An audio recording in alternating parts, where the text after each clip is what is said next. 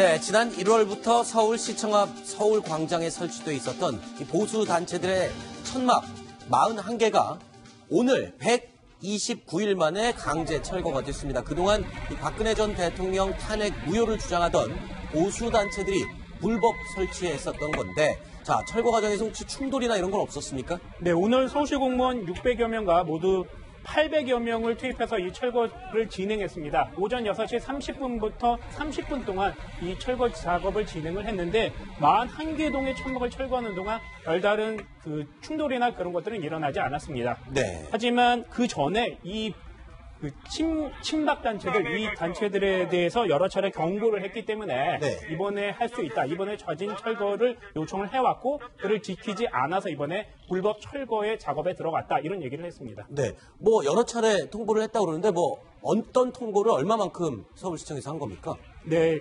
그동안 5번에 걸쳐서 변상금을 6,300만 원 정도를 부과했고요. 네. 행정 대집행 계도서를 12번 정도 발부했습니다.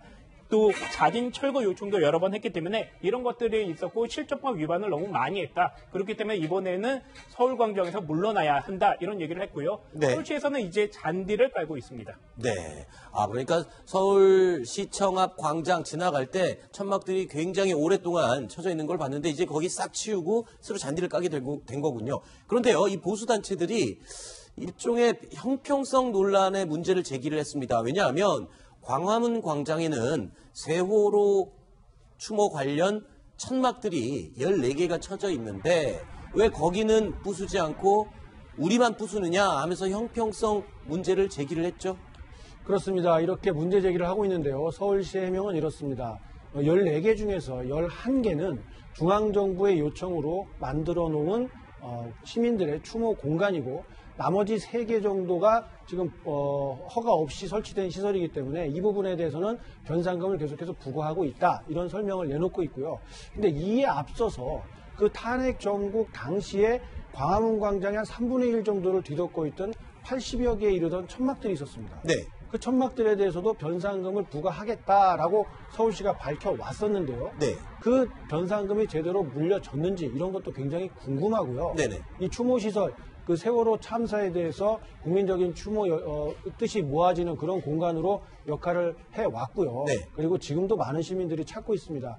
세월호가 인양이 돼서 미수습자들까지 모두 가족의 품으로 돌아간 이후에 네. 이 세월호 희생자들에 대한 추모 공간을 어디에 어떤 형태로 마련을 해야 될지 이런 것들을 좀 더 지금부터 고민을 좀 해야 될 시점이 아닌가 싶습니다. 아, 그러니까 보수단체들이 주장했던 광화문 광장에 있는 텐트 14개 가운데 3개만 불법 그렇습니다. 텐트였고 11개는 이 박근혜 정부 당시에 세월호 유족들을 위해서 맞습니다. 그늘을 만들어주기 위해서 설치한 거다. 그러면 11개는 합법이기 때문에 괜찮지만 3개인 불법 텐트만 철거를 했으면 형평성이 맞는 거다. 이게 서울시의 입장이군요. 그렇습니다. 서울시에서는 어쨌든 중앙정부와 협의가 됐고 국민적인 추모 의지가 반영이 된 조치였기 때문에 3개만 불법적인 시설에 대해서 철거를 했고 11개에 대해서는 계속 어떤 국가적인 조치라든가 유족과의 합의 이런 것들이 있기 전까지는 조치시킬 그런 방침입니다. 네. 서울시에서 이번에 그 서울광장의 텐트 41개를 철거할 땐 그랬습니다.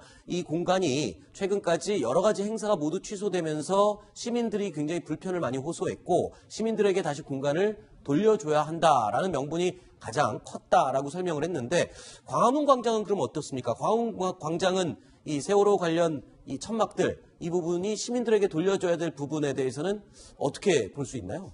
탄핵에 대한 찬반은 정치적인 입장입니다. 네. 하지만 세월호에 대한 진상규명 요구라든지 네. 아니면 희생자 그리고 유가족들에 대한 여러 가지 그런 그 감정 표현은 정치적인 의사표현은 아니거든요. 따라서 같은 선상에서 진보와 보수와 진보 간의 어떤 대결로 보는 것은 약간 좀 위험할 것 같습니다. 네. 하지만 광화문 광장을 이용할 수 있는 것도 뭐 많은 시민들의 권리이기 때문에 세월호 참사 관련된 그런 그 추모 감정을 계속해서 유지할 수 있고 계속해서 더욱더 크게 가질 수 있도록 상설 추모관을 만들되 그 위치를 꼭 광화문 광장에 해야 되느냐 다른 곳으로 옮기는 것도 뭐 합리적인 방안이 아니냐라고 하는 등 여러 가지 논의가 되고 있는데 한 가지의 방안을 결정해서 또 의견을 모아서 실행하기까지는 굉장히 많은 시간이 소요될 것으로 예상됩니다. 네. 그리고 또 서울시 측에서도요, 이 광화문 광장에 설치된 텐트 14개 가운데 불법으로 판단되는 3개는 철거를 하되 나머지 11개 합법적인 텐트에 대해서도 유족들과 협의해서 상당 부분 규모를 줄일 생각이다. 이 내용을 유족들과 협의를 하고 있다. 이렇게 밝혔습니다. 앞으로 진행 상황을 더 지켜봐야 될 문제입니다.